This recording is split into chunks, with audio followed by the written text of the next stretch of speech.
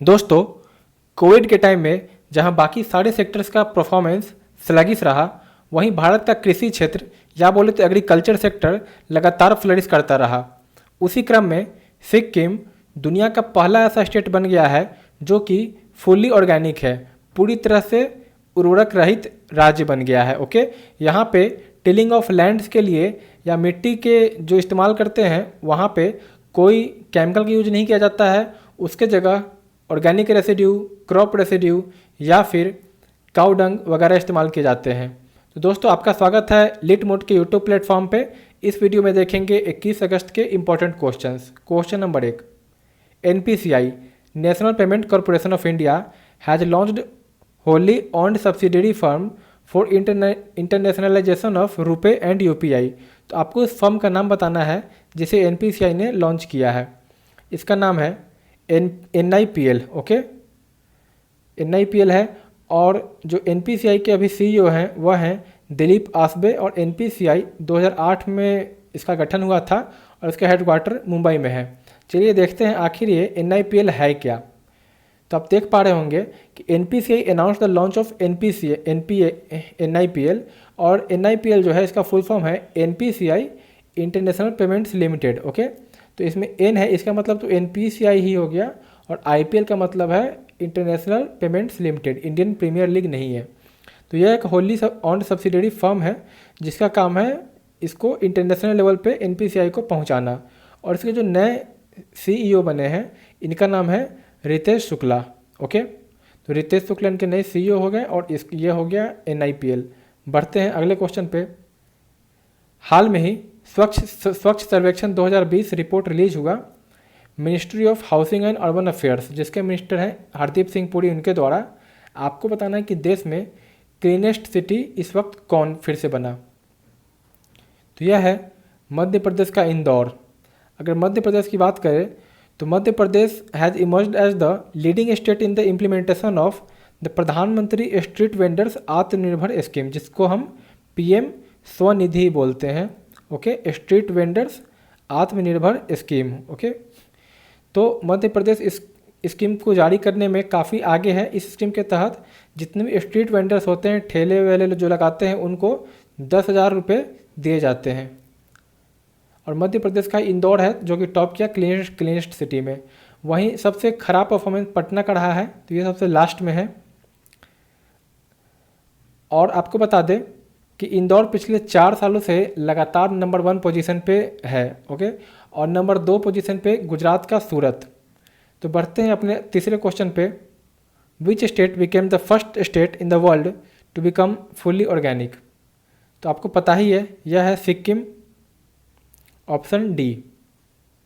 और इसी रास्ते पे त्रिपुरा और उत्तराखंड ने भी ऐसा ही टारगेट सेट किया है कि वो भी जल्द ही खुद को फुल्ली ऑर्गेनिक स्टेट बनाना चाहते हैं। तो आप देख पा रहे हैं कि भारत का रैंक ऑर्गेनिक फार्मर्स की अगर बात करें, भारत में कितने ऑर्गेनिक फार्मर्स हैं उसमें भी नंबर 1 है। तो total number of organic farmers में भारत नंबर 1 पे है। वहीं अगर एरिया की बात करें कितने में ऑर्गेनिक फार्मिंग होती है, तो भारत का रैंक है 9th। तो आप ये याद रखना, आप 19 याद रखना, ये है ऑर्गेनिक फार्मर्स, और जो 9 है यह एरिया के ऊपर है। और Sikkim became the first state in the world to become full organic. तो यह बात है। आप देख पा रहे होंगे कि इंडिया किस तरह नंबर 1 ऑर्गेनिक फार्मिंग बन गया और ऑर्गेनिक एरिया के टर्म में 9th पोजीशन पे। इसके लिए मुख्यतः 2 योजनाएं चल रही थी। एक तो नॉर्थ ईस्ट सरकार का खुद का योजना था कि 2015 में कि केमिकल फ्री बनाना है। दूसरा भारत सरकार का परंपरागत कृषि विकास योजना। भारत काफ़ी सारी चीज़ें ऑर्गेनिक जो होती है उसको एक्सपोर्ट करता है, जिसमें प्रमुख है फ्लैक्स सीड, सीसम, सोयाबीन, टी, मेडिसिनल प्लांट्स और राइस। अभी जो 2008 में पॉलिसी आई थी एग्री एक्सपोर्ट पॉलिसी, उससे ऑर्गेनिक की चीज़ों का एक्सपोर्ट करना काफ़ी आसान हो गया। तो अभी क्या है कि जिस तरह ऑर्गेनिक फार्मिंग बढ़ रही है तो इसको एक्सपोर्ट में काफ़ी मदद मिलती है, जिससे किसान काफ़ी अच्छा खासा कमा सकते हैं। ठीक है दोस्तों, वहीं यह SDG 2 UN का जो सस्टेनेबल डेवलपमेंट गोल है उसके 2 से यह संपर्क करता है। इसके अंदर आता है एंड हंगर। ओके, तो ये सारी बातें आप याद रखना। और भारत के जो भी मिनिस्टर हैं रूरल डेवलपमेंट और पंचायती राज वगैरह, वह है नरेंद्र सिंह तोमर। बढ़ते हैं अगले प्रश्न पे। इसमें कुछ प्लेन फैक्ट्स है जो आपको सीधे सीधे याद रखने हैं।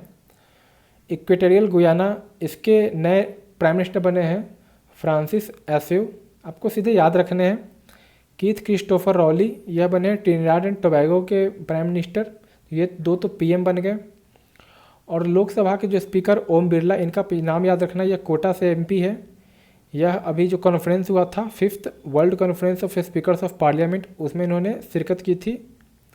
और भारत ने इजराइल के साथ अभी कल्चरल एग्रीमेंट पे टाई अप किया है ताकि लोगों से लोगों का टाई बढ़ पाए, उसको फर्दर बूस्ट करने के लिए। वहीं इक्वेटोरियल गुयाना, जिसके पीएम बने हैं फ्रांसिसो एस्यू, इसका जो कैपिटल है यह है मलाबो और करेंसी है फ्रैंक। वहीं ट्रिनिडाड एंड टोबैगो, जिसके पीएम बने हैं कीथ क्रिस्टोफर राउली, इसका कैपिटल है पोर्ट ऑफ स्पेन और करेंसी है डॉलर। तो मलाबो इक्वेटोरियल गुयाना का और port of Spain Trinidad and Tobago का। तो ये कुछ बातें थी।